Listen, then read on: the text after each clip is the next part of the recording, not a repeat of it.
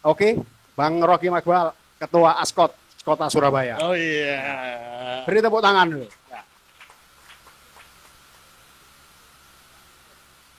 Ya, waalaikumsalam. Sepatu Puma. Kaosnya Persebaya Future Lab. Oke. Kemarin dipuji-puji sama reporter di TV itu dipuji-puji. Iya. Surabaya ini punya Future Lab. Iya, punya Future Lab. Luar biasa. Sekali ya, Bang. Selain jadi ladang mengembangkan pemain-pemain muda, next time dia jadi ladang duit buat pemain-pemain muda. Jadi ya itu tadi yang 3.000 kompetisi. Itu apa? 3.000 game maksudnya. Saya bingung 3.000 kompetisi itu mana apa? Enggak, bukan. Maksudnya 3.000 game. Bayangkan. Itu kan sampai media Jakarta bilang gokil di Surabaya. Yeah. Makanya patah tumbuh hilang berganti. Muncul ini, muncul itu. Ya. Mic-nya dikasih. Nah itu formulanya Bang Rocky bisa menjelaskan. Yeah. Akhirnya supaya sepak bola putri ini menjadi digdaya lagi, minimal dari Surabaya dulu. Yeah. Menjadi minimal pertama perkenalan dulu ya, karena kita nggak punya tim editing yang ada di bawah gitu. Oke. Terima kasih teman-teman CMS ya kan mengundang sebetulnya lebih tepatnya hari ini adalah mengundang entitas atau ekosistem sepak bola putri di Surabaya ya kan. Entitas. Iya. Jadi sebetulnya kita sudah melakukan itu sejak tahun lalu ya. Tahun lalu tepatnya di akhir 2024 ya kan.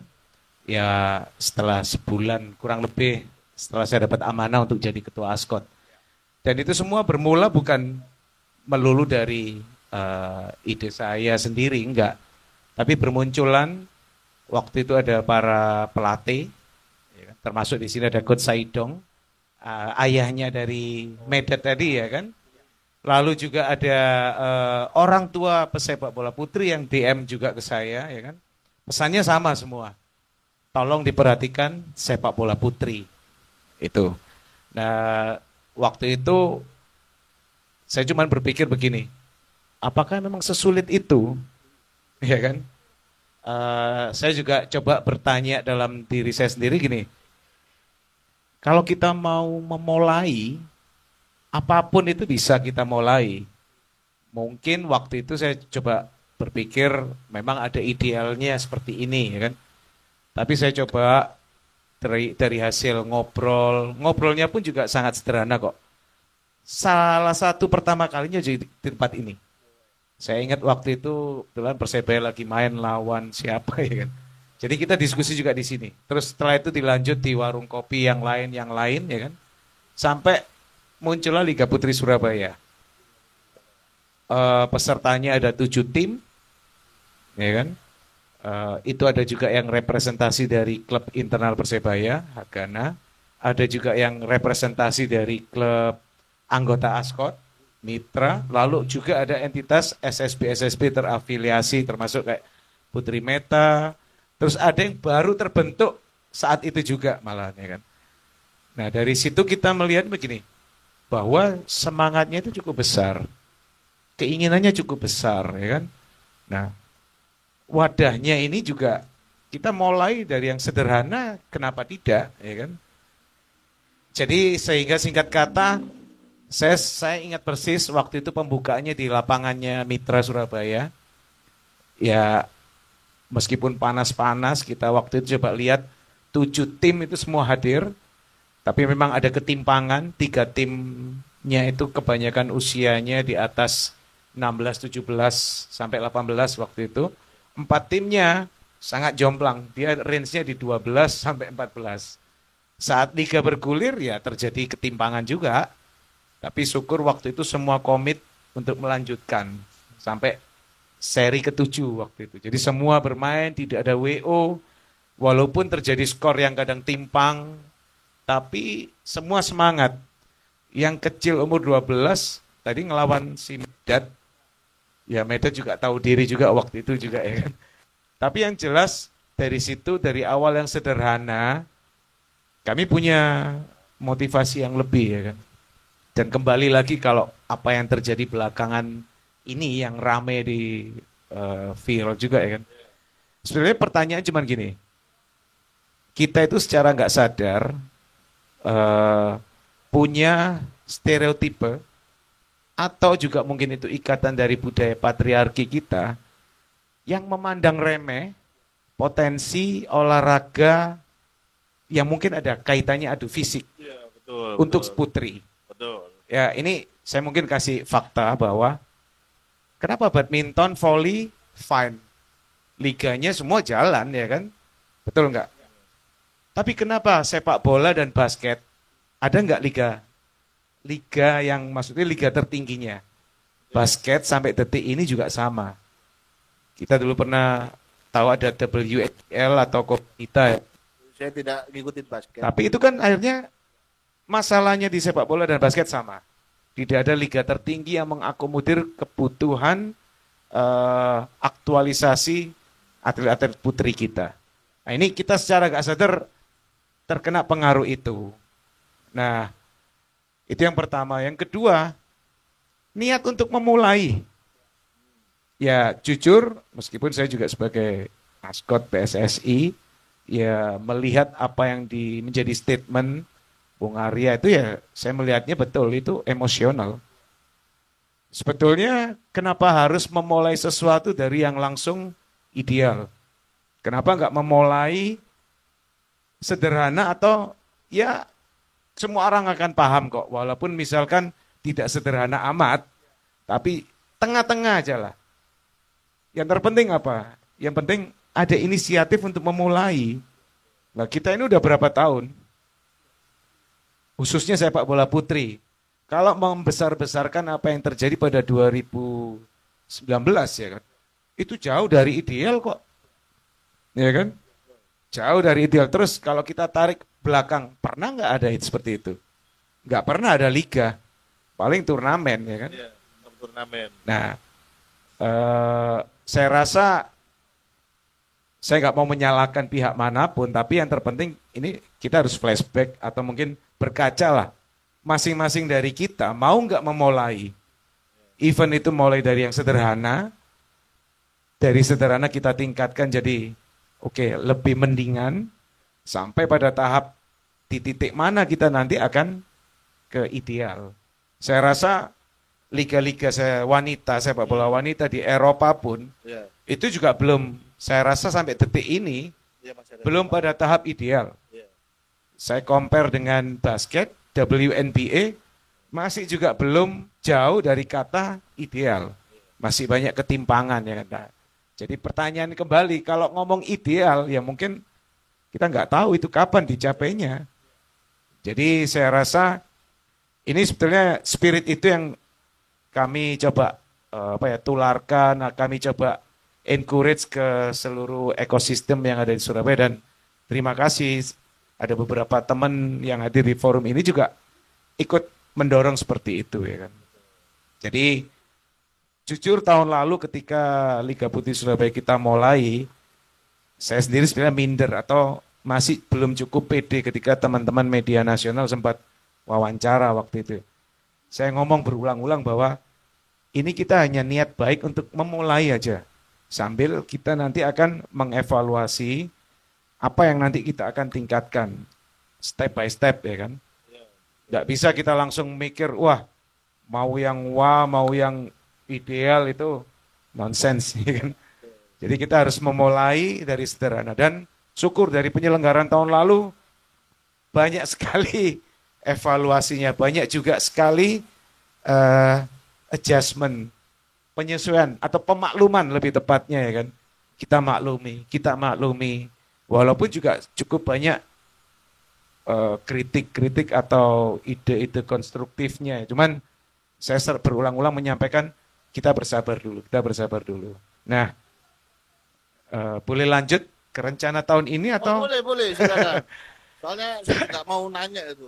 Ya. Saya sih kan punya kepengurusan untuk wanita ya, sepak bola wanita. Betul. Saya lupa namanya siapa. ASBWI. Iya, itu fungsinya apa gitu sampai Liga Putri aja nggak jalan.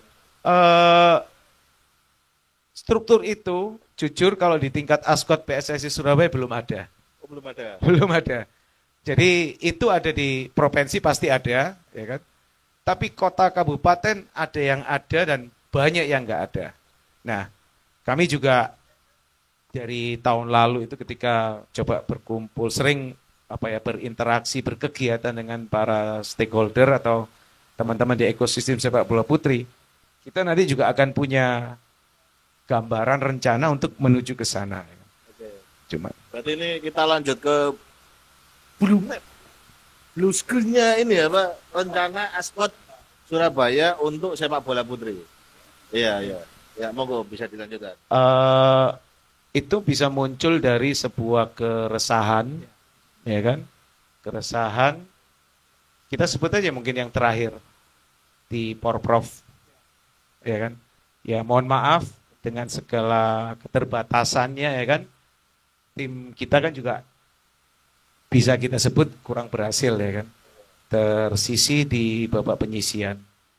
Kalau mau ngomong salah siapa, yaitu nomor 1 salahkan saya, pasti, ya kan? Cuman itu saya juga bisa berkelit bahwa ya ini warisan dari masa-masa sebelumnya. Cuman kita nggak perlu bermelankolis dengan hal seperti itu ya. Kita harus visioner ke depannya, ya kan. Nah, dengan apa yang kita coba mulai dari yang sederhana dengan Liga Putri Surabaya tahun lalu, ya kan. Lalu ditambah dengan kondisi yang terjadi pada Porprov kemarin, nah kita coba punya formula-formulanya ke depan seperti apa, ya kan. Yang pertama, waktu kemarin kita coba menseleksi untuk yang mengisi tim Porprov, ini kalau nggak salah sekitar 50-an pemain yang ikut di Porprov untuk seleksi. Ya. Sebetulnya seperti tadi yang sempat disebutkan Coach, harusnya jumlahnya masih lebih dari itu. Harusnya lebih. Lebih. Ini kalau kita ngomong Surabaya, ya kan. Ya. Tapi kenapa bisa sampai hanya 50, segitu, 50? Karena beberapa itu harus tanda kutip menjadi migran ke kota lain. Berarti dari Porprov itu kan ada ASKOT ya. Ya. Berarti tidak semua ASKOT ini fokus untuk ke sepak bola putrinya. Porprov kemarin Jatim kan ada 8 tim kalau nggak salah pesertanya. Nah, saya merasa tadi, saya sebut tadi apa? Ada aset-aset asli Surabaya, mereka itu statusnya saat ini ada di Bandung, ada di Semarang. Lalu tadi juga sempat disebut oleh Medet, Solo, ya kan? Belum lagi nanti di kota lain. Nah, dalam artian apa? Surabaya ini saya bisa sebut kehilangan aset karena dia harus cari ke tempat lain yang mungkin di sana bisa disebut ada satu tim yang membawai potensi mereka. Ada juga yang mungkin liga juga di Bandung ya kalau salah. Oh, berarti internalnya di Bandung sendiri. Betul. Nah, dari situ kan itu jadi tanggung jawab besar kita di Surabaya, ya kan.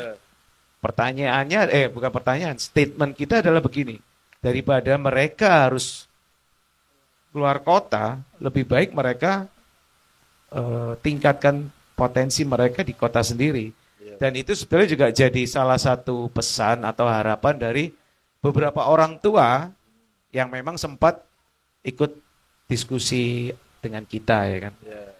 Nah, jadi saya rasa ini kami juga punya spirit yang besar. Saya boleh sebut Liga Putri Surabaya musim 2025. Ini juga lagi proses penggodokan atau pematangan konsep, ya kan? Belum diputuskan, tapi kita sudah punya gambaran. Setidaknya kita nanti akan membaginya menjadi 2 kelompok. Dua kelompok. Betul. Jadi pertama, tentu ada yang junior atau lalu kelompok lain-lain adalah elit. Kalau di Liga Persebaya kan ada senior, ada U16, ada U14. Nah, kenapa 2 itu pastinya ada dari beberapa kajiannya, ya kan? Karena begini, kita itu sekarang ya tanpa disadari ini kita harus apresiasi, nggak apa-apa sebut merek ya. Iya, nggak perlu. Peran dari Jarum Foundation. Itu sebut merek sudah. Ya, melalui Mic Life. Ya. mereka itu sudah 2 tahun terakhir ini tanpa disadari membangunkan sel-sel Ya. sepak bola putri dari usia 10 sampai 12 tahun. Kalau saya boleh sebut datanya, ini data tahun ini di medio bulan Maret atau April kemarin ya kan. Kan sempat digelar di Surabaya. Ini hanya data Surabaya ya. Itu ada sekitar 1.400 anak usia 10 dan 12 10 sampai 12 tahun. dari 70 sekolah dasar di Surabaya. Wah, Itu dari Miklev. Miklev. Jadi ada 1.400. Kalau nggak salah yang paling gemuk itu di usia 10-nya. Ada 1.000 sekian. 400-nya itu dari usia 14. Nah, semangat tuh. bayangkan, kalau ini adalah penyelenggaraan kedua, berarti bisa disebut ada, kita kalau ngomong merem ya kan, Ya. ada 2.000 anak di usia yang masih 10-12 ya kan. Ini yang mungkin dari kita sebut 10%-nya aja misalkan.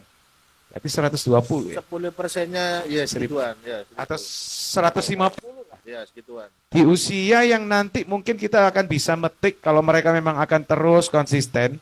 Ya. Ada 150 anak ya kan. Mau 5 tahun ke depan, Ya. 10 tahun ke depan. Nah, ini sudah berjalan di 2 tahun ya kan.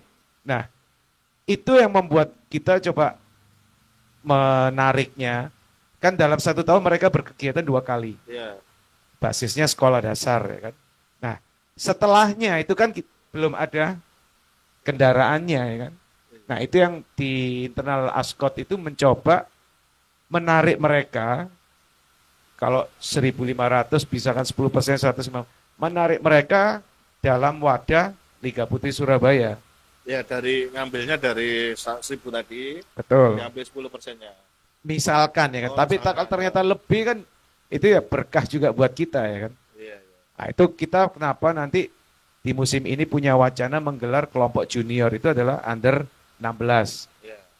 Ini masih debatable apakah under 15 atau 16. Berarti batasnya junior dari 10 sampai 16, Betul. 15. Karena secara ini mungkin secara pertumbuhan hormon ya kan, range antara mungkin anak-anak yang sudah menstruasi sampai ke usia 16 atau 15 itu hampir sama secara fisik ya kan. Nah, di level yang lainnya kita coba nanti mewacanakan kelompok elit. Kelompok elit ini memang yang lebih expert secara usia juga ya kan. 17 ke atas sampai tak terbatas. Nah, ini kenapa? Karena musim lalu kita juga punya pengalaman ketika kita menetapkan hanya sampai usia 18, ternyata banyak irisan yang 18,1 bulan, 2 bulan yang mereka statusnya mahasiswi atau juga yang mungkin sudah bekerja atau mungkin yang sudah berumah tangga kayak Kak Tiara tadi nggak bisa ikut ya kan. Nah, kita coba memikirkan itu juga. Siapa tahu mereka masih punya potensi, ya kan? Nah, itu kita berpikirnya kenapa membagi 2 kelompoknya seperti itu. Jadi ini juga jadi inline dengan rencana 2 tahun ke depan. Porprov kita akan jadi tuan rumah.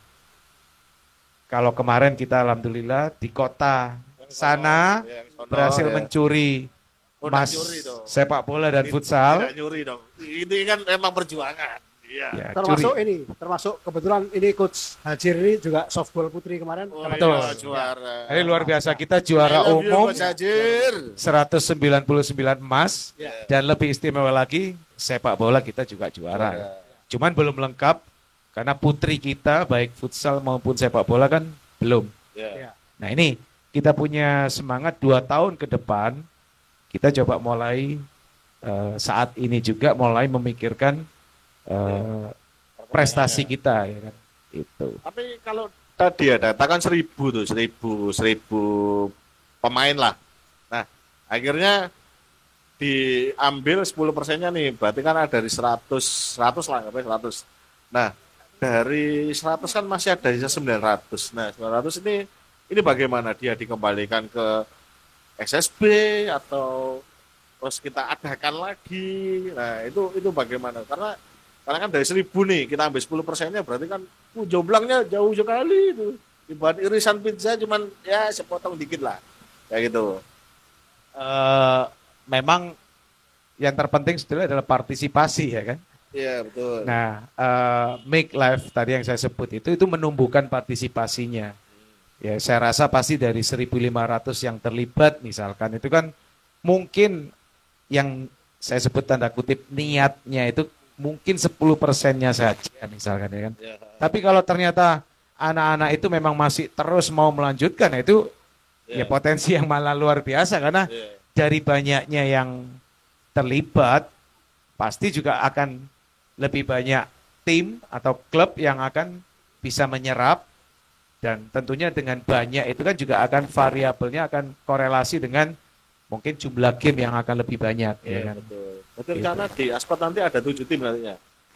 Itu acuan kita dari tahun lalu. Nah, ketika nanti kita mungkin menggelar 2 kelompok usia tersebut, kita akan coba perluas bahwa basisnya itu bukan hanya melulu dari SSP atau klub, komunitas atau misalkan karena kita yang elit itu bisa melibatkan kampus, mau pakai nama kampus boleh, atau mungkin merger kampus A dan kampus B menjadi sebuah tim itu kita akan coba lebih fleksibel. Ya kan?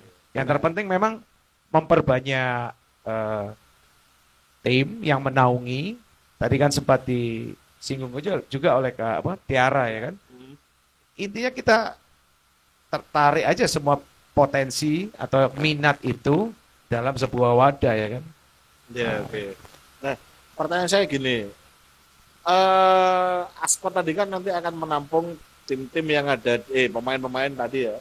Terus akhirnya dimasukkan ke klub yang di bawah Ascot Surabaya. Nah, bagaimana kalau ceritanya ini ada beberapa pemain luar nih, maksudnya dari luar Ascot Surabaya. Apakah sebenarnya Ascot iki sing Surabaya selain Surabaya lah Tarjo kayak Pasuruan, Malang dan lain-lain ini juga berpikiran sama nggak dengan Ascot Surabaya? Karena kan ketika Surabaya punya saya punya pemikiran ini untuk menciptakan tim putri dengan 7 klub yang nantinya akan main di sana. Nah, otomatis kan daerah lain ngerasa, ini kenapa Ascot saya tidak ada gitu. Akhirnya kan ya mau tidak mau dia harus pindah dulu ke situ. Nah, itu kan akhirnya yang awalnya 1.000 bisa jomplang jadi 5.300 gitu misalnya. Nah, itu bagaimana? Apakah semua Ascot berpikir yang sama atau nantinya Yos Ascot Surabaya saya lah? Saya rasa sih saya tadi kan memulai bahwa itu semua tergantung niat ya kan. Kalau kita punya niat seperti itu, saya tadi juga tertarik. Bagaimana kalau ada dari aset-aset dari luar kota Surabaya atau mungkin luar provinsi? Saya tanya balik. Sejak puluhan tahun yang lalu, Persebaya ini kan jadi magnet untuk menarik potensi dari Indonesia Timur atau dari manapun ya kan. Itu fine. Dalam artian kalau nanti misalkan Liga Putri Surabaya itu mengundang minat teman-teman dari Tuban, dari Banyuwangi atau mungkin dari mana, ya itu baik buat iklim kompetisi di Surabaya nantinya. Bahwa muncullah ya tentunya ketika semakin banyak yang berpartisipasi apalagi dengan kemampuan dengan niatan yang baik juga.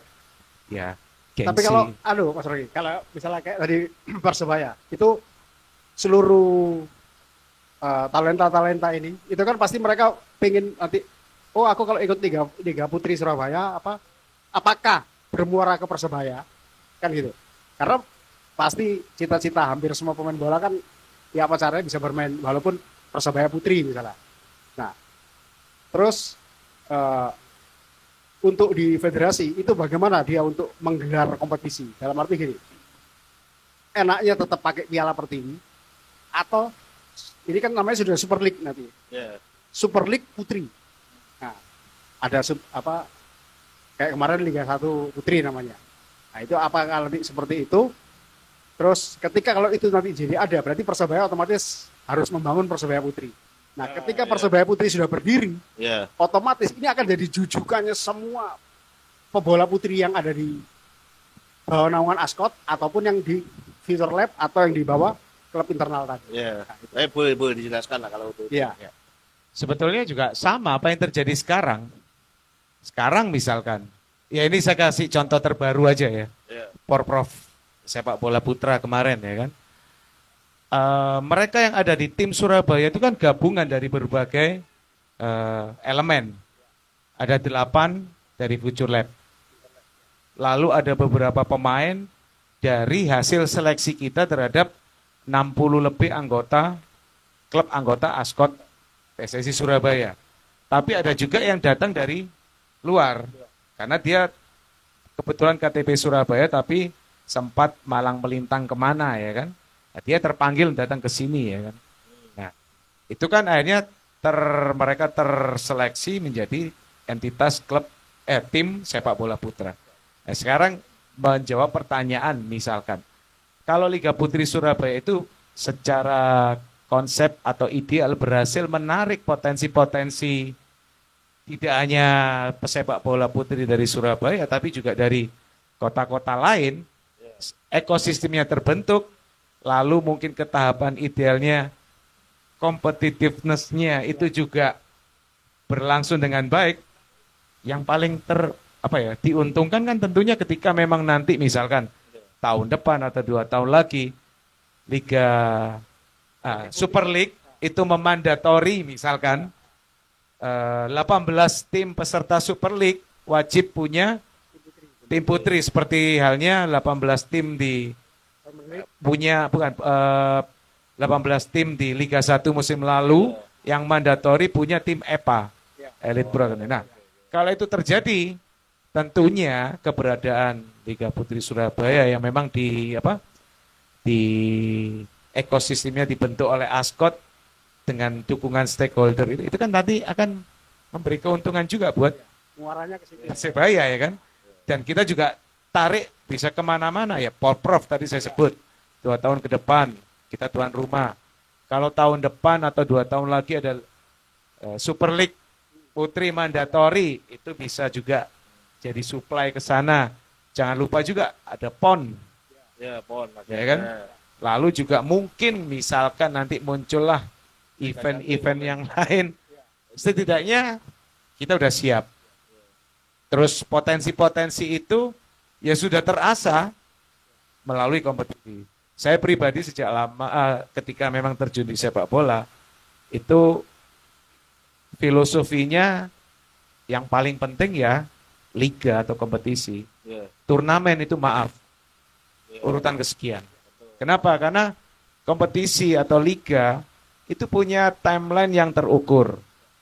Para pelatih bisa menyusun masa persiapan, lalu menyusun masa ini kita mau ambil peaknya kapan, konsistensinya dijaga sampai berapa lama, sampai akhir kompetisi. Sementara kalau turnamen, itu kan kayak kita turun ke medan perang betul, gladiator lah ya kan, menang atau kalah, mati atau ya kan itu. Jadi ini sebelum saya lempar untuk Q&A untuk teman-teman, sebenarnya saya ada satu pertanyaan. Tadi kan bilangnya mandatori ya dari PSI ya. Semisal nih kayak kemarin pernyataannya salah satu orang PSI yang you know what I mean, itu dia bilang begini, ya udah kita jalankan seadanya dulu. Berarti kan mandatorinya tidak semua tim akhirnya kan. Ya. Nah, 6 tim dulu. Nah, 6 tim lah anggap aja. 4 tim dulu lah. 4 tim itu aneh gitu buat 3 kali iso 3 turnamen apa maneh ngono. Nah, semisal nih ya, klub yang diminta rujukan untuk mandatori dia tidak bisa menciptakan tim putri dengan alasan ya anggap aja finansial lah gitu. Bisa tidak investor masuk menciptakan tim sepak bola putrinya sendiri yang nantinya untuk bermain di liga. Dalam artian dia di luar anggap aja di luar PSSI. Persu itu punya tim lagi gitu ya. Karena ini hobinya ngutang ke pemain-pemain, akhirnya untuk mandatorinya tidak bisa jalan. Akhirnya ada investor di kota itu tadi, wah saya mau bikin tim putri nih gitu. Saya bikin tim putri, namanya nggak pakai perperan tadi itu, dia pakai nama lain dan masuk di liga itu. Kira-kira bisa nggak berjalan kayak gitu? Saya menjawabnya mungkin dengan contoh kasus. Contoh kasus di Super League atau Liga 1 musim lalu. Di Elite Pro Academy-nya aja, yang itu dimandatorikan. yakin nggak ke 18 tim itu benar-benar siap? Tidak siap, Kan pasti banyak dengar kabar tidak dibaji. tim A, ya saya nggak sebut ya, Ya. tim A dengan dialeknya, tiba-tiba yang dialeknya ketika bertanding itu gue. Oh iya. Padahal asalnya bukan Jakarta. Iya, Ya. iya. Itu kan ada yang Iya. sempat Banyak. ya berkomentar seperti itu. Yang sponsornya ada Nantara itu ya, pakai duitnya rakyat. Nah, itu. intinya bahwa yang Elite Pro Academy yang itu juga sepak bola ya pastinya Iya, kan. iya. Dan itu mereka juga belum siap 18 tim tersebut. Hanya beberapa aja yang siap. Kalau tim itu memang Nah, tidak. bayangkan kalau 18 itu sudah diberi mandatori untuk Elite Pro aja belum siap, terus Nah. ada tambahan harus Iya. punya Tim perempuan. mandatori tim putri. Iya. Nah, ini kan menjawab. Tapi kalau Ya. misalnya dengan apa yang tadi ini dialeknya ini main di klub ini, bukankah itu memberi tadi yang Mbak Tiara bilang apa? Mbak Tiara bilang bahwa itu sama dengan membuka keleluasaan bagi banyak orang. Jadi putri dari manapun, kamu masuklah di klub-klub ini sebanyak 18 klub itu. Berkompetisilah di situ. Nah, itu kan nggak apa-apa kan? Enggak, tapi maksudnya Jadi gini, bukan itu. maksud saya begini, Om. Jadi Bukan itu maksudnya. idealnya kalau yang saya sebut tadi Ya. Elite Pro Academy itu kan tim tersebut membangun Ya. youth, daerah. youth sistemnya, ya kan? Idealnya ya dari mana resortnya itu muncul ya betul. dari mayoritas Ya. lah, kebanyakan dari wilayah sekitar, ya kan? Ya. Bukan comot lah, Iya, comot Dari sana sini. mana? Nah, bukan cuma sana sini, bukan satu dua enggak, iya. comot satu gerbong, Iya. taruh pakai label, misalkan Tim A. dia harusnya representasi Daerah. tim kota B. Iya, oke. Tapi dia comot satu gerbong dari Z. Nah, itu kan Nggak sudah boleh. Iya, apa ya? Lalu buat apa pembinaan di kota itu? iya, Iya. betul. Nah, Ya, artinya kayak apa ya? Melengkapi syarat kan ya. Iya, ngono. seakan. kalau itu aja mungkin tidak bisa dijalankan, Nah. bisa dibayangkan mandatori kalau semua peserta Super League 18 itu harus punya Tim putri. woman team. Iya. Iya. Nah, kalau yang tadi pertanyaan saya tadi kira-kira bisa nggak ya? Anggap aja mandatori ini ya dipaksakan lah, nggak bisa akhirnya. Dan akhirnya ada investor nih mau.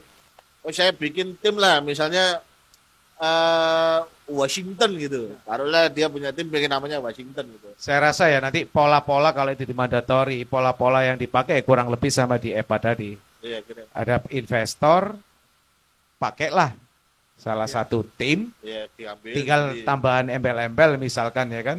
Iya. Kalau mungkin Juventus, ya Juventus aja. Harusnya Juventus Woman tapi ditambahi misalkan Ya, Juventus gitu. air mineral apa ya kan. Iya. Itu misalkan jadi bisa mungkin polanya akan seperti itu. Tapi saya rasa itu nggak menjawab sih kebutuhan. Yang terpenting sebetulnya kita mulai kan sebetulnya federasi kita itu ada struktur Iya. yang dari pusat turun ke provinsi ke kota ya kan. Ya sebetulnya yang didorong banyakin dulu liga di level regional. Iya, daerah. Regional saja dulu kota, kabupaten atau provinsi nanti sampai di situ aja. Ya kan? Nah, itu lebih mudah ya kan? Agar nanti oke, kita proyeksi 3 tahun, 5 tahun usia ini kita punya stok. Mungkin kita nggak ngomong lagi ribuan di situ.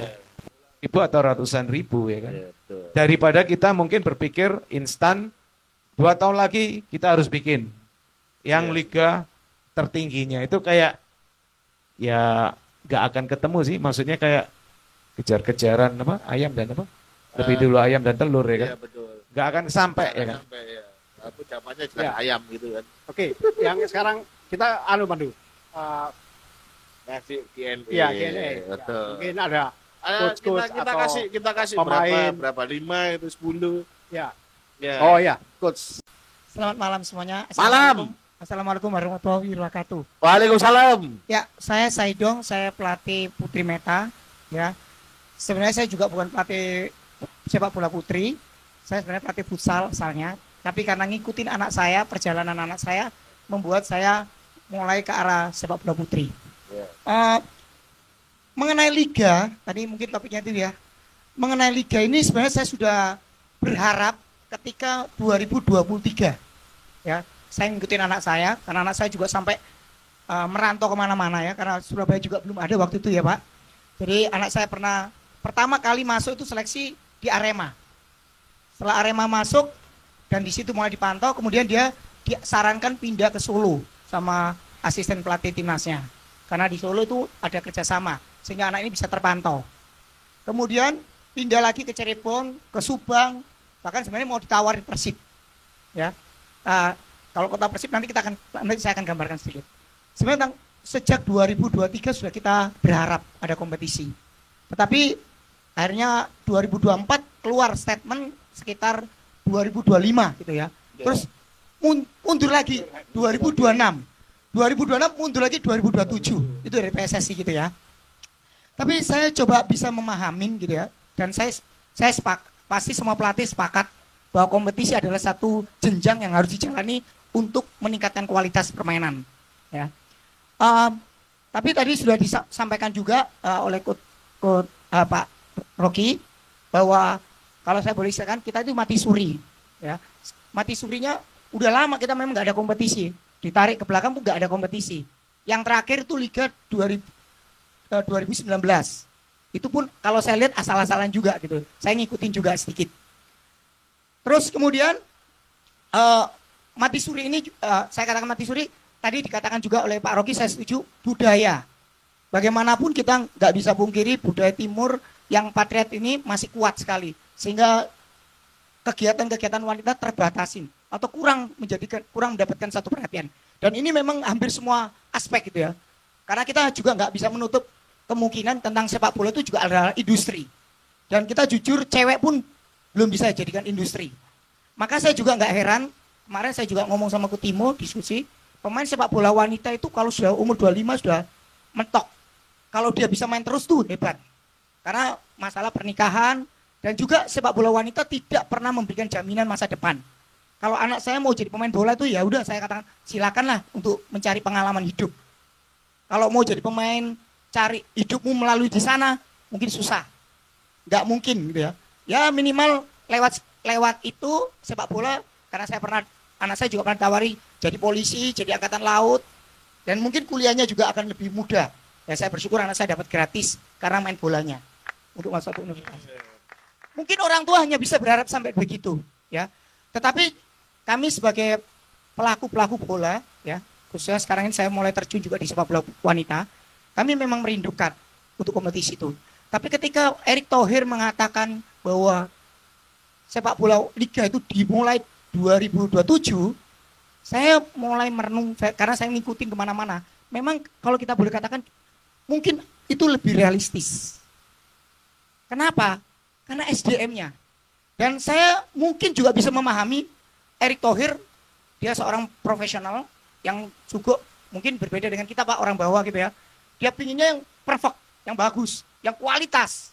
Jadi kalau dia ngomong kompetisi ditunggu 2027 itu memang tunggu kualitas. Dan kemarin saya dengan Pak Gersom, saya ngikutin Piala Pertiwi Nasional di Kudus. Saya juga mentelengi pemain-pemain selama hampir 4 hari, 5 hari saya di sana. Memang saya bersyukur. Dan ini adalah potensi-potensi. Karena ada 230-an orang ya ada di sana berkompetisi usia 15-16 tahun ya. Jadi saya pikir ini mungkin. Saya hitung-hitung 17 tahun baru mereka bisa masuk. Nanti 2027 akan bisa berperan. Nah, ini yang saya lihat. Kedua, saya lihat kenapa harus 2027. Saya mau jujur katakan, kenapa anak saya sampai merantau? Karena tidak semua kota mempersiapkan. Mungkin tadi Bapak ngomong ya, di Aceh itu ada 200 orang.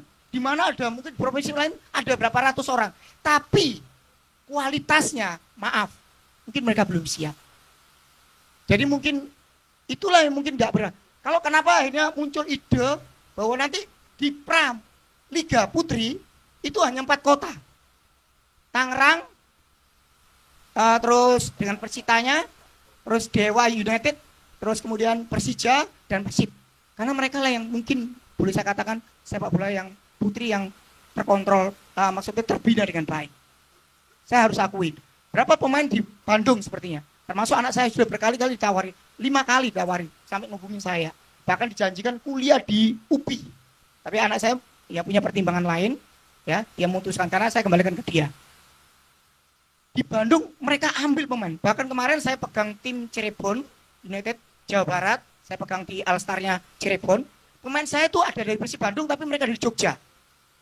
Dari daerah bukan dari Bandung. Mereka cari pemain-pemain yang potensi mereka tarik. Mereka betul-betul bina. Ya, termasuk Arema. Cuma saya bedanya Arema kalau ada kompetisi baru mereka latihan. Tidak ada rutin. Kalau di Bandung sudah ada akademi, mereka masuk asrama. Ya, dan kalau saya katakan tadi, ya mungkin satu hal yang realistis gitu ya. Ya saya, ini perspektif ya. Berbicara perspektif tidak ada yang salah dan benar gitu ya. Jadi kalau Erick Thohir mengatakan 2027 itu memang mengharapkan sesuatu yang realistis dalam arti kualitas yang tinggi.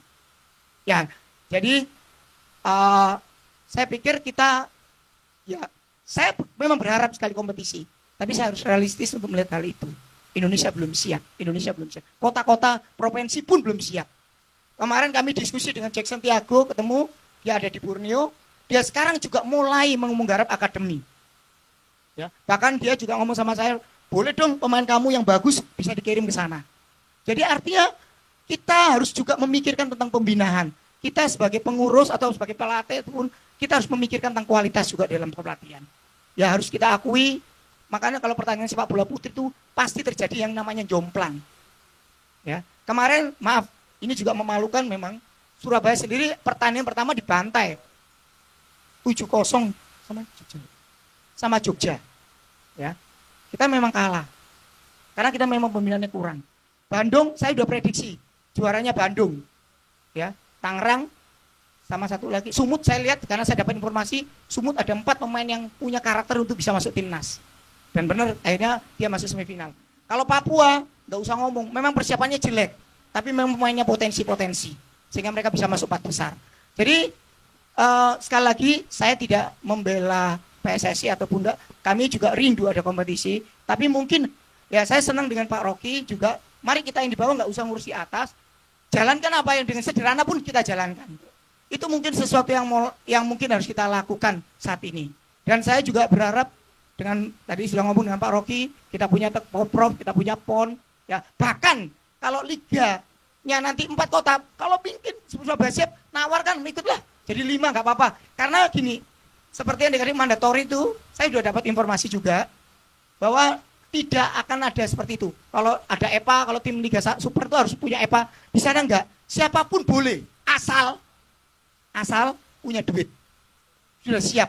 Dan Jakarta, Tangerang, terus Dewa sama Persita itu mereka sudah siap semua. Ya, saya udah tahu orangnya pernah ngomong sama saya juga. Pelatihnya ngomong. Saya tanya, Pak, sudah siap kita ikut karena aturannya sudah tidak ada lagi kewajiban Super League untuk ikut memediator untuk pemain tim putri. Ya mungkin itu yang bisa saya sampaikan.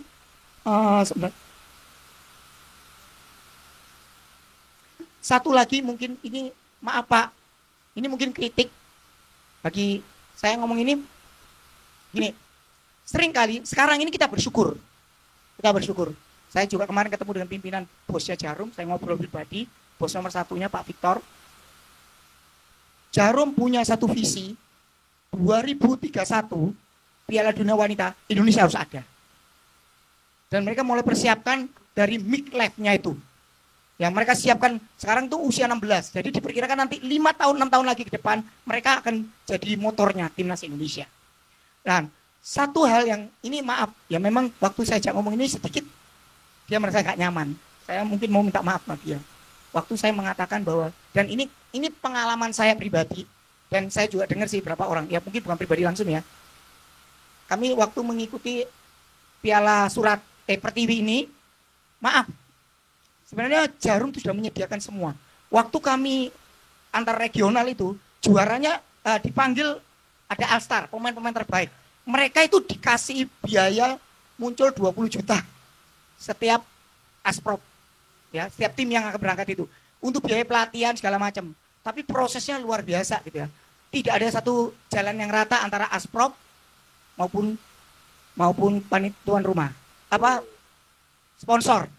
Bahkan juga tim. Waktu kami pegang tim Cirebon, waktu saya ditunjuk menjadi pelatihnya, head coach-nya, saya sudah buat program latihan. Ya, saya ajukan, Pak kalau bisa ngumpul 2 minggu sebelum event ke Kudus itu, saya siapkan anak-anak. Nggak bisa.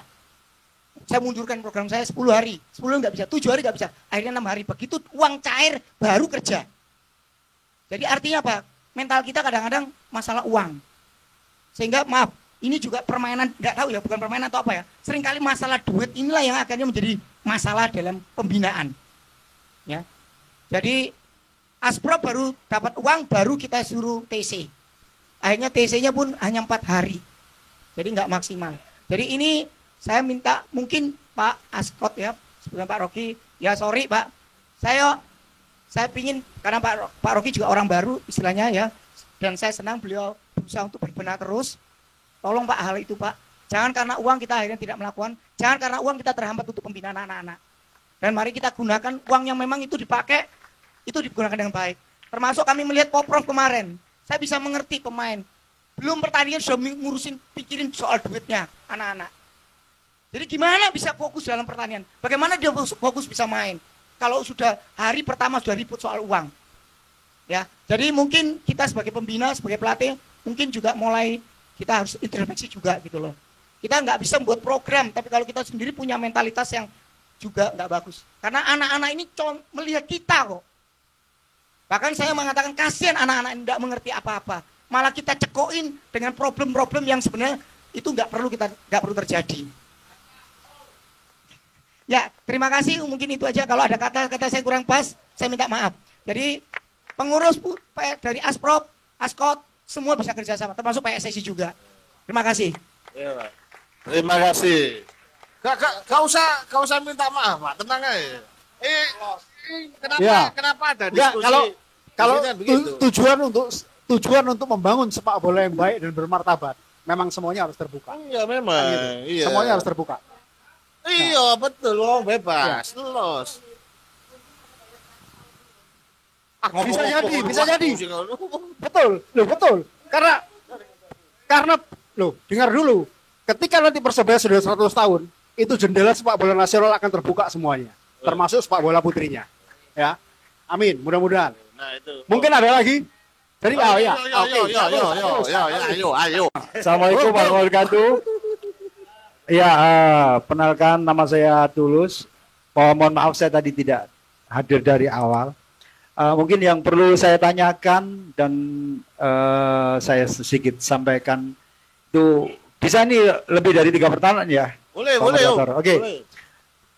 Mas Rogi, menurut tanggapan Anda gimana tentang pernyataan salah satu anggota Exco yang meminta masyarakat menyediakan 400 pemain sepak bola agar bisa 240 pemain ya, agar bisa terselenggaranya sebuah kompetisi. Sedangkan dari gambaran yang jenengan tadi bilang, sebenarnya banyak nih talenta-talenta anak-anak yang di kota ini berapa ratus, di kota ini berapa ratus. Apakah memang pada saat ini tidak memungkinkan diadakan kompetisi karena mungkin kata coach tadi itu ada benernya juga. Apakah memang kuantitasnya aja banyak tapi tidak berkualitas atau bagaimana? Kemudian sebenarnya ini ranahnya siapa untuk mengadakan kompetisi sepak bola putri ini sampai seorang anggota Exco melontarkan statement seperti itu. Nah ini kan pantas tidak?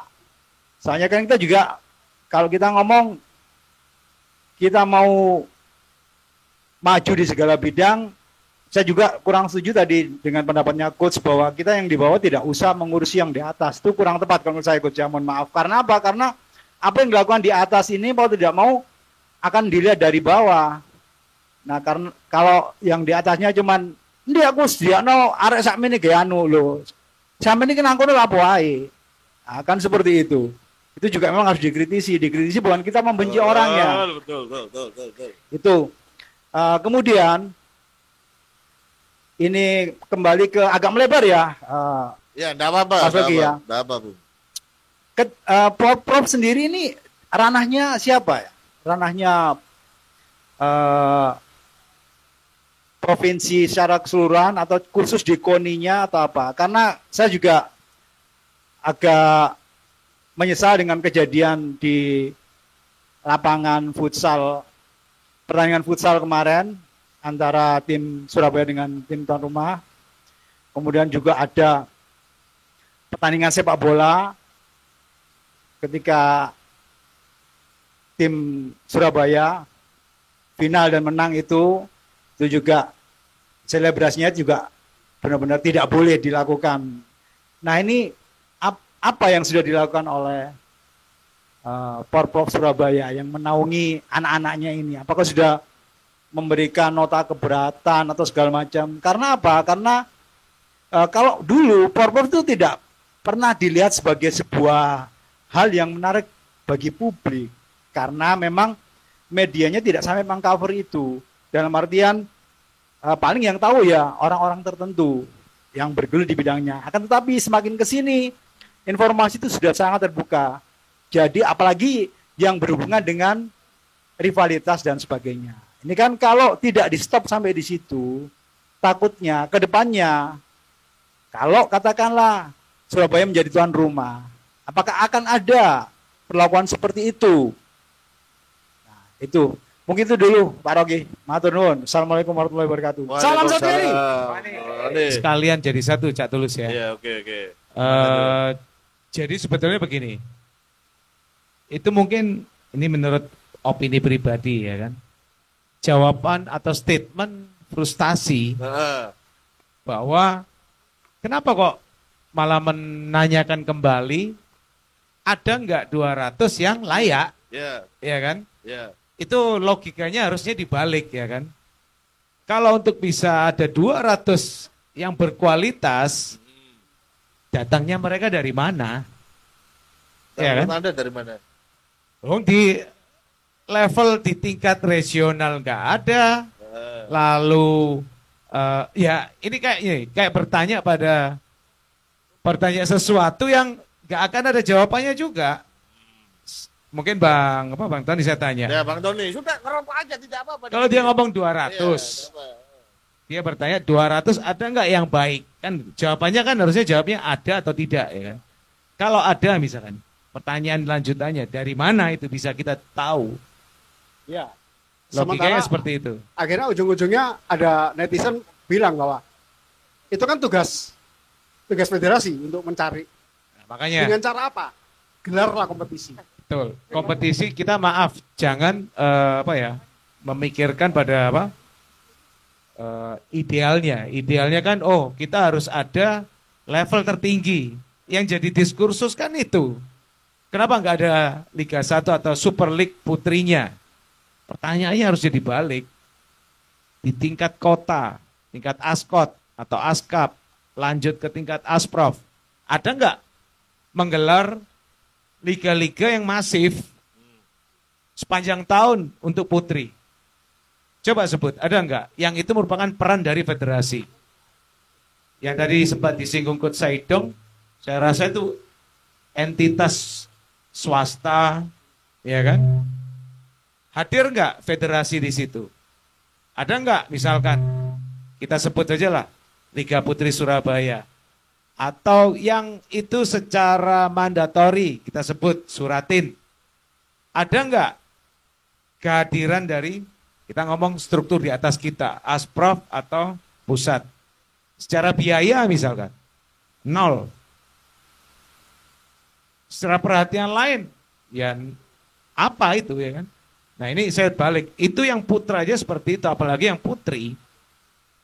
Jadi sebetulnya kita mungkin lebih baik jangan, mungkin tadi Coach Saidong menyampaikan keresahannya dari 2024 jadi 2005 lalu 2007. Saya malah berpikirnya adalah hadir nggak federasi pusat atau pemerintah pusat atau itu pemerintah tingkat provinsi atau federasi di tingkat provinsi untuk memperhatikan di grassroots sepak bola putri di tingkat kota dan kabupaten. Ini pertanyaan besarnya di situ. Nah, selama ini hadir atau tidak? Ya, jawabannya nggak ada sama sekali. Wow, fuck federasi. Nah, Alhamdulillah ini saya boleh berpikir maju. Oke. Kita ngomong di tingkat Surabaya saja ya kan. Wacana tentang Liga Putri Surabaya ketika kita tahun lalu dengan sangat sederhana biaya mandiri gotong royong bisa ditanyakan ya kan. Bantingan tiap pekan gantian tempat latihannya si A di sini kita main di sana semua ya kan.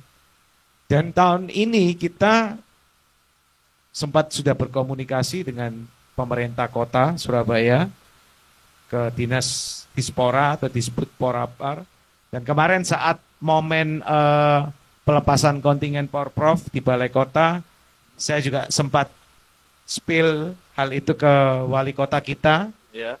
untuk ikut memperhatikan sepak bola putri dan ya mudah-mudahan pemerintah kota kita akan support minimal misalkan fasilitas lapangan ya kan. Jadi lapangan yang standar, lapangan yang layak, insya Allah itu akan dipenuhi Amin. oleh pemerintah.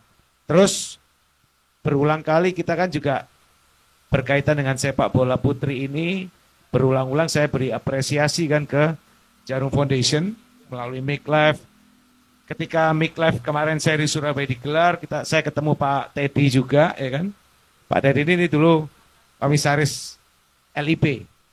Dari Bandung. Iya, betul Pak Nah, Teddy. secara langsung saya juga sampaikan konsep kita, beliau siap support juga ya kan. Jadi konteksnya ya kalau mungkin ke PSSI pusat itu terlalu jauh, strukturnya juga terlalu jauh lah. Pihak-pihak apa yang kita bisa hadirkan untuk mensupport ya itu tadi Cak Tulus. Gak usah yang ideal yang ada di puncak gunung, di kaki gunung atau di tingkat kita, kota Surabaya itu yang harus jadi perhatian kita. Dan ada potensi apa yang ada di sekitaran kita ya itu yang kita tarik, itu aja sih. Jadi kalau itu sih, itu yang menjawab 1 dan 2 tadi. Kalau yang menjawab pertanyaan ketiga kaitannya dengan Porprov.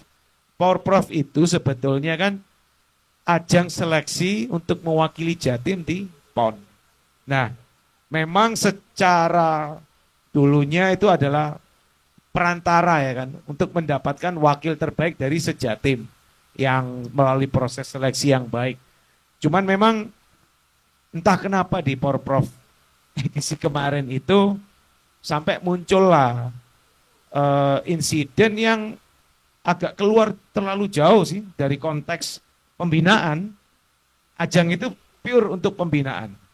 Bahwa nanti dari tiap cabur muncullah potensi dan kebetulan memang Surabaya selalu juara umum ya kan. Tapi case untuk sepak bola ini kan sejak 2007 edisi pertama baru kali ini kita juara lagi. Nah, itu juga sebagai barometer sebetulnya untuk mencari potensi berbagai cabur yang dipersiapkan untuk PON. Nah, edisi kali ini sebenarnya masih terlalu dini untuk PON. Nanti yang 2027 saat kita jadi tuan rumah itu yang sangat dekat dengan pelaksanaan PON edisi berikutnya. Dan ya mungkin melalui forum ini sih kita berharap ketika 2027 Surabaya menjadi tuan rumah, harapannya ya kita belajar dari hal buruk yang terjadi kemarin ya kan. Dan kami sih punya keyakinan ya kan, karena Surabaya bayangkan bukan hanya di kota yang kemarin ini, tapi di kota-kota lainnya mentalitas atau prestasi yang ditorehkan oleh atlet-atlet kita itu luar biasa ya kan. Buktinya selalu juara umum ya kan. Nah, kita kalau ngomong nanti di Surabaya, tentunya target juara umum itu tetap mempertahankan gelar itu pasti. Ketika kita di kota lain itu mampu merebut itu, apalagi di kota kita sendiri. Cuman yang menjadi catatan pentingnya, kita nggak perlu melakukan kekonyolan seperti yang dilakukan di edisi tahun ini ya kan. Dan mudah-mudahan teman-teman entitas pendukung olahraga nggak hanya sepak bola sih di Surabaya di semua cabur itu sudah terbiasa untuk sportif ya kan. Jadi mentalnya ya kita harus berjuang. Saya rasa itu sih. Itu dalam naungan KONI Jatim Cak Tulus, yang mendelegasikan ke kota tuan rumah. Nah, turunannya adalah ke KONI kota setempat yang menjadi tuan rumah. Nah, case menarik yang terjadi di futsal itu, ini saya sebutkan, kita malah respect kepada AFK Kota Malang dalam konteks itu. Karena mereka tidak sampai ikut dalam kegaduhan atau maaf, saya bahasa kasar langsung seperti ketololan itu. Ya kan. Mereka secara gentle dan mungkin ini yang banyak nggak tahu ya. Setelah kejadian itu, pemain maupun perangkat dan ofisial kan dievakuasi di dalam, bukan di bench. Pemain dari kita maupun mereka foto bareng kok. Dan mereka itu sudah terbiasa bertemu karena mereka ketika membela Jatim, satu tim juga ya kan. Atau di timnas juga. Jadi itu anomali ya. Mungkin saya sebut anomali yang terjadi pada event Porprov yang kemarin itu. Sebelum-sebelumnya saya rasa enggak. Anomali Porprov. Bukan dung. Ya Om. Mas Rogi, ngapunten saya belum mendapatkan penjelasan yang memuaskan. Jadi ada panisnya tidak untuk hal seperti itu? Karena kalau kita paham antara mereka sesama olahragawan, sportsman itu pasti dijunjung tinggi lah. Akan tetapi variabel-variabel di luar circle itu yang sebenarnya harus segera diredam. Karena apa? Karena ya itu akan kalau tidak ada panis itu kurang pas menurut saya. Jadi di sini saya tidak menyalahkan. Saya juga membaca berita itu bahwa timnya secara sportif juga mengakui bahwa yang menang adalah Surabaya dan sebagainya. Akan tetapi untuk ini akhirnya siapa yang harus bertanggung jawab? Penyelenggaranya atau siapa? Karena mau tidak mau kita ini berhubungan dengan banyak hal. Saya contohkan, ketika dulu Persebaya bisa menerima supporter Malang di Surabaya, dan kemudian di musim berikutnya ini mereka tidak bisa menerima, ini juga sebenarnya banyak variabel kan menurut saya. Aparatnya kah, birokratnya kah, segala macam. Kenapa di Surabaya bisa? Karena pada waktu itu aparat dan birokratnya bahu-membahu untuk membuat mereka bisa aman untuk menonton di Tambak-Sari. Dan ketika putaran kedua, mereka tidak bisa mengkondisikan hal yang sama di Surabaya. Itu siapa yang harus bertanggung jawab? Ini seperti kejadian yang berulang, Mas Rogi. Karena apa? Karena itu akhirnya membuat grassroots-nya semakin memanas. Saya contohkan alibinya mereka yang di sana dulu, kita sediakan kok waktu itu tribun untuk bonek untuk datang. Secara tim dan supporter mereka menyediakan sama seperti kita menyediakan di Tambak-Sari. Akan tetapi kan banyak variabel yang tidak mensupport pada waktu itu. Tidak bisa masuk ke kota sampai Lawang disuruh kembali. Nah di sini yang mungkin perlu dikritisi Mas Rogi. Siapa yang harus bertanggung jawab? Apa yang sudah dikerjakan agar kejadian seperti itu tidak terjadi lagi? Ini kita ngomong di ranah sepak bola. Futsal Porprov ini bisa juga terjadi di ranah lain ketika sebuah peristiwa olahraga itu tidak hanya melibatkan dua tim yang sedang bertanding. Mungkin itu yang saya maksudkan. Matur nuwun. Oke. Soal punishment ya kan, saya rasa sih jadi harus memahami dulu. Jadi gini, di tingkat penyelenggaraan berbagai cabang olahraga itu, tuan rumahnya atau penyelenggara atau panpelnya kalau kita ngomong di sepak bola, itu KONI tingkat kota tersebut, Cak Tulus.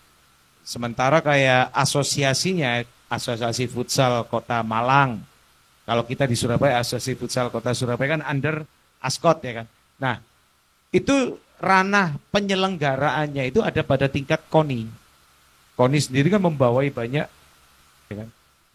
KONI ini disupervisi oleh KONI tingkat provinsi. Melibatkan federasi terkait, kalau itu futsal berarti AFP kan. Nah, AFP itu ranahnya pada perangkat pertandingan. Tapi penyelenggaraan atau kepanpelannya adalah tingkat KONI kota. Case di situ itu, ini kalau mungkin off the record sebetulnya ya kan. Cuman yang terjadi adalah memang terjadi miskomunikasi di antara pihak Panpel atau KONI-nya. Ini informasi yang saya dapat ya. Dengan pemerintahnya, lalu juga koordinasinya saya rasa dengan keamanan. Kenapa? Kalau kita ngomong mitigasi, harusnya kan itu sudah terendus. Kita kalau ngomong koordinasi rakor dengan pihak kepolisian, harusnya ada satu aja peltikan, itu sudah jadi dasar kan. Nah, kan semua udah tahu bahwa di penyisian ada case itu ya kan. Tapi tidak ada mitigasi bahkan diberikan ya kan. Jadi itulah yang terjadi Cak Tulus. Jadi itu mudah-mudahan tidak terjadi di Surabaya sih. Karena kalau kita melihat nanti harusnya level KONI, ASKOT dan juga dengan kepolisian ketika menghadapi kondisi seperti itu ya memang harus komunikasi yang intens, antisipasi yang intens juga sih. Saya rasa itu ya. Ya berarti artinya ya tidak ada hukuman. Karena kan ketika ya banyak kan ya menulis kan aspek kota itu karena yang ngurusi di KONI kan. KONI nih gagal kayak hukuman dia wis selesai. Jadi ya tidak bisa kita harapkan mereka ngasih hukuman.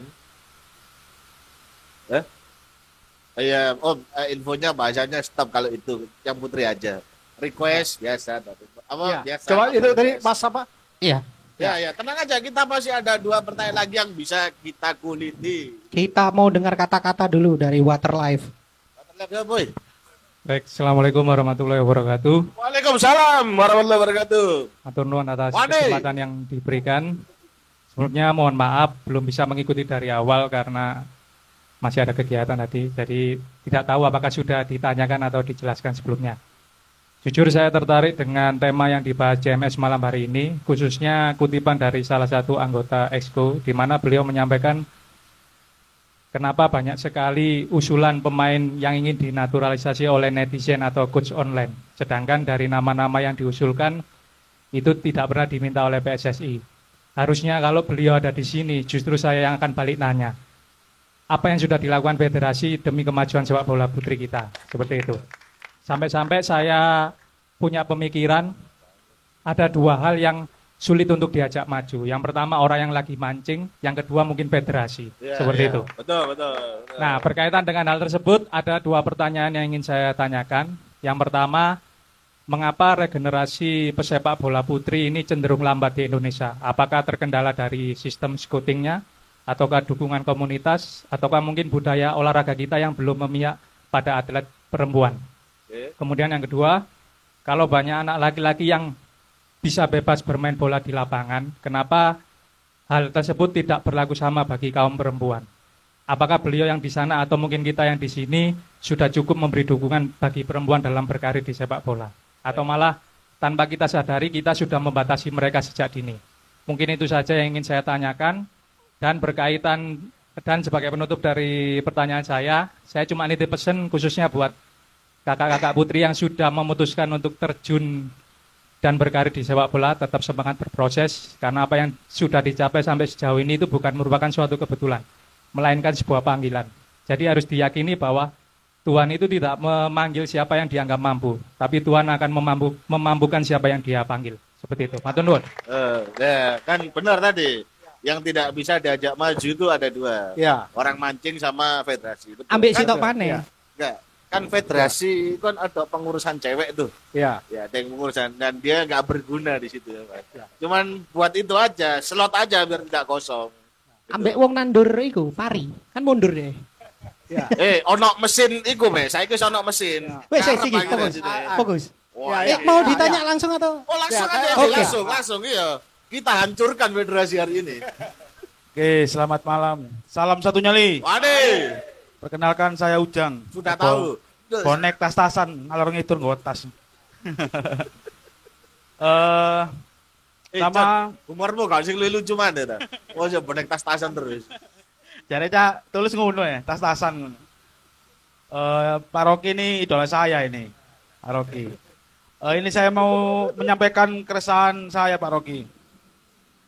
Musim lalu Liga Putri musim lalu kan saya ngikuti beberapa pertandingan ya, mulai dari Pakal sampai Jambangan itu kan.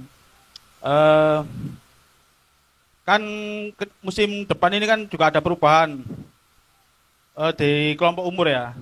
Tapi saya ingin memberi masukan itu utamakan apa namanya? Tambahan tim medis. Kemarin kan belum ada tim medis sehingga teman-teman pemain-pemain ini misal ada yang cedera itu teman-temannya yang malah yang bantu, sedangkan mereka itu tidak tahu apa yang harus mereka lakukan, asal-asalan. Nah, khawatirnya nanti ada sakit di belakangnya atau gimana. Mungkin itu aja Pak Rocky. Terima kasih. Wait, berarti kemarin tuh gak ada tim medis? Ya ono. Lah terus cedera ya apa pijet kretek kan. Weh, Ya mungkin itu aja. Iya. Wah, iki tamparan iki, Pak. Kok iso gak ono tim medis iki piye ceritane? Baik. Saya rasa tadi yang yang pertama tadi. Mas apa jenenge? Lali aku. Oh, bonek Butterlap siapa? Alfian, ya Alfian. Tadi memang pembahasan yang pertanyaan pertama tadi memang sudah sempat kita bahas ya kan. Memang secara tidak kita sadari ada budaya patriarki kah atau apakah itu ya kan. Sehingga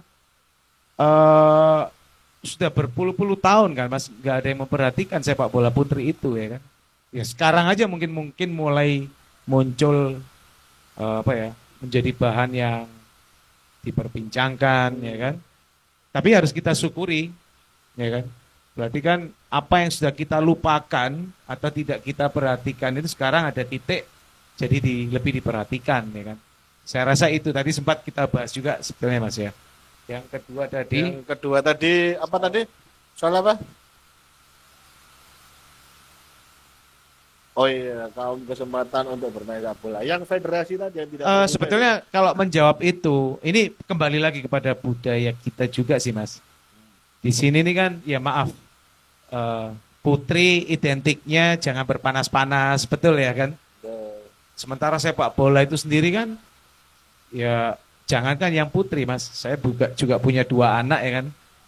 Lahir dulu putih ini minta ampun, saya wis kileng-kileng rambutnya teyeng ya kan. Ya karena itu tadi maksudnya pasti ada ibu-ibu terutama ya.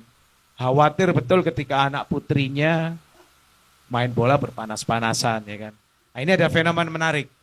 Kita lupa bahwa sepak bola putri dan futsal putri itu saling tarik-menarik. Ini mungkin Coach Saidong sangat. Jadi gini, ketika kita menentukan tim Porprov misalnya, sepak bola putri, itu kayak dilema antara kita mau nguatin yang sepak bola atau futsalnya. Atau sebaliknya, pemainnya itu lebih milih, saya lebih suka futsal, karena nggak terlalu, ya mungkin nggak panas, nggak terlalu maaf ya, mungkin relatif ya kan. Nah ini kita terpengaruh oleh pengaruh tanpa kita sadari seperti itu ya kan. Anomali kan kayak tadi dijelaskan Kak Tiara ya kan. Ya mungkin pencetusnya karena dia kuku-kukunya main bola semua ya kan. Coba yang terjadi pada anak gadis lainnya ya kan.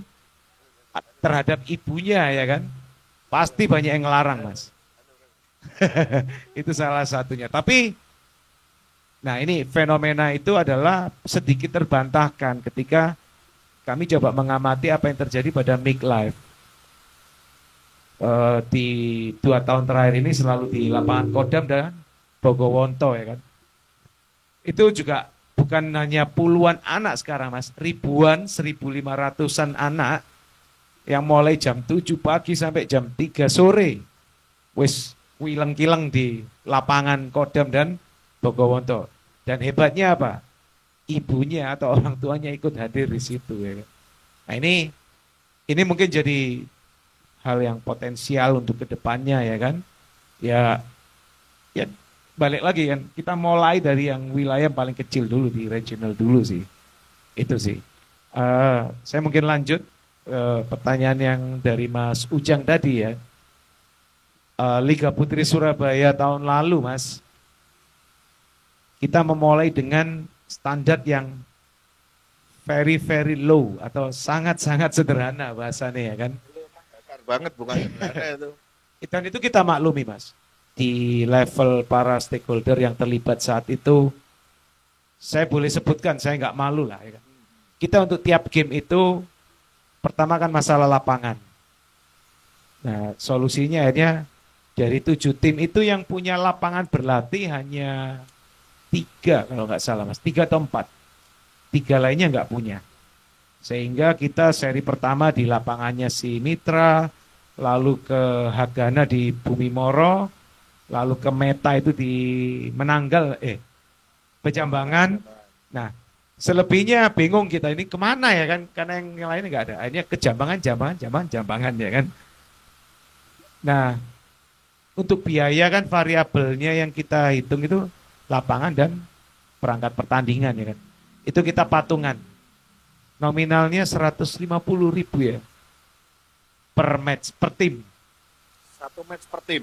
150. Itu kita buat patungan untuk nutup kayak bayar wasit. Berarti 150 itu, maksudnya 150 itu per Satu tim. Ya. Satu Terus tim 7 match.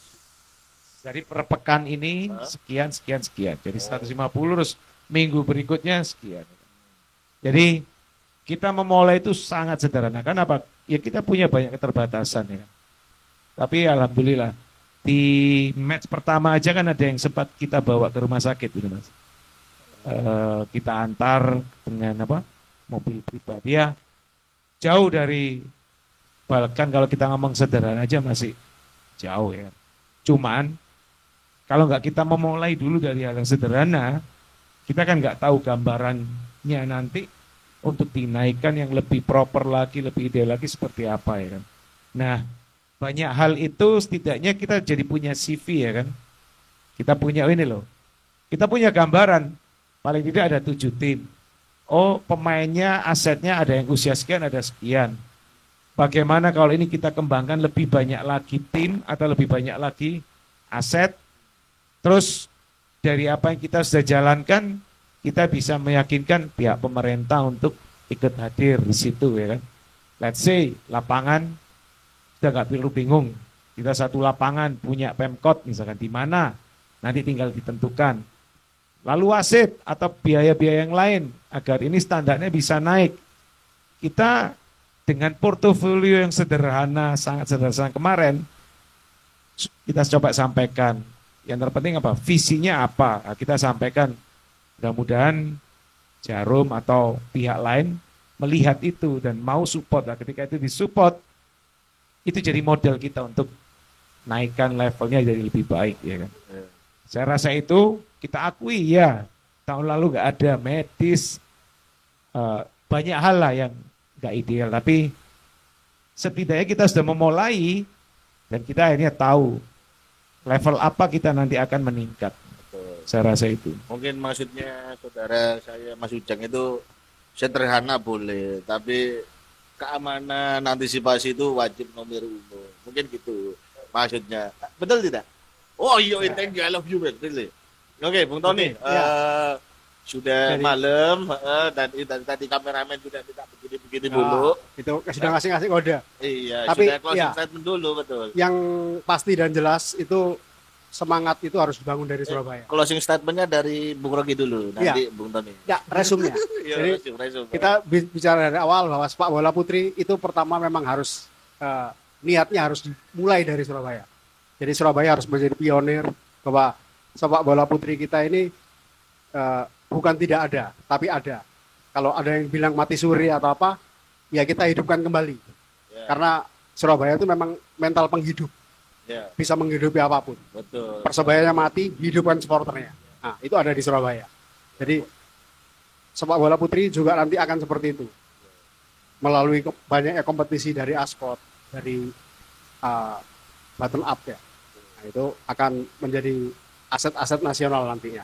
Jadi keresahan Mbak Farah waktu masih main di Persebaya Putri bahwa kapan liga ini jalan. Saya tuh sampai dengar sendiri Mbak Daeng, mantan pemain PSM Makassar Putri, bilang, Om kapan liga kita jalan? Nah, itu COVID yang bisa menjawab. Karena berhenti waktu COVID itu ya. Ya, berhenti waktu COVID. Jadi kasihan, mereka sangat berpotensi. Nah, dengan adanya semangat ini mau dibangkitkan kembali sepak bola putri, Mbak Tiara tadi juga menyampaikan bahwa formula di Australia itu seperti ini, mungkin nanti bisa kombinasikan dengan Ascot. Oh, nanti kita pakai yang baik-baiknya dari Australia, kita pakai di sini di formulanya, supaya menjadi percontohan nasional. Bahwa Surabaya memang sesuai yang dibilang punya 3.000 match. Itu menjadi kegokilan tersendiri. Nah, seperti itu. Closing statement dari Bung Rogi nih sebagai ketua Ascot Surabaya dan rencana plan-plannya nanti bagaimana untuk sepak bola putri, monggo Pak. Jadi spirit kami adalah nggak usah mimpi terlalu muluk, ya kan? Tapi kita bukan cuma punya niat, tapi harus jalankan walaupun dengan sederhana. Yang terpenting kita akan step by step akan terus mencapai ke ideal. Dan ketika momen itu tiba, apakah nanti 2026 atau 2027 ketika Super League itu wajib misalkan, apakah itu Persebaya, Women misalkan, kita udah siap. Ya, jadi intinya kita mulai ketika ada momennya, kita sudah siap. Saya rasa itu. Mungkin yang pembalap putri nih, mau kasih sepatah kata, 2 kata mungkin. Oke, baik. Assalamualaikum warahmatullahi wabarakatuh. Terima kasih untuk undangannya hari ini. Saya cuma berpesan aja kepada yang bisa yang bisa lebih menyampaikan ke federasi atau ke yang lainnya bahwa sebenarnya banyak anak-anak yang berharap mempunyai wadah buat mereka, kalau mereka udah berlatih tapi mereka nggak ada pertandingan, percuma juga. Jadi dimulai dari Surabaya atau Liga Surabaya, kita bisa mulai dari situ buat mempersiapkan liga yang lebih profesional ke depannya. Udah segitu aja. Tenang aja Mbak, kami satu-satunya sementara ini supporter yang akan memperjuangkan tim putri, kalian sebagai pesepak bola putri untuk liga segera berjalan. Dan yang jelas selain berjalan ya harus lancar juga kan. Satu-satunya supporter yang ngomong kayak gitu. Siapa kita? Persebaya. Tenang ya Mbak, kita pasti akan sampaikan nih Bang, pesan-pesan sampean. Baik. Aja, terima kasih. Wassalamualaikum warahmatullahi wabarakatuh. Waalaikumsalam warahmatullahi wabarakatuh. Bung. Ya, terima kasih. Bung, ya. Kita tadi sudah dengar 2 gestar kita. Ya. Dan sekarang terakhir closing dari Bung Tony, sekaligus kita akan menutup acara Cangkruan malam Selasa malam ini Bung Tony. Harapannya sama, sepak bola putri segera digulirkan kembali menjadi kompetisi. Seperti yang tadi Farah bilang Bapak, kita sudah berlatih, terus kita harus dikompetisikan di mana. Gitu. Sekali Bung Tony. Kompetisi itu menjadi kata kunci terakhir bahwa menjadi pebola yang baik dan benar itu harus lahir dari sebuah kompetisi. Betul sekali, dan ini sekaligus kita menutup acara CMS hari ini Bung Tony, dan kita akan bertemu di CMS minggu depan dengan gestar-gestar yang tentunya. Dan seperti judul tadi, sesulit apa mencari pebola putri? Ternyata tadi dari pembicaraan awal sampai akhir, ternyata tidak sulit. Betul. Tidak sulit, cuma yang mau sulit atau tidak. Nah, yang sulit itu tadi, oke. Lihat, ya atau tidak. Betul ya. Tadi, dan teman-teman kita akan bertemu di CMS berikutnya. Jadi tetap stay tune nang gini. Cangkruan malam Selasa. Salam satu nyali. Wani. Salam satu nyali. Salam satu nyali.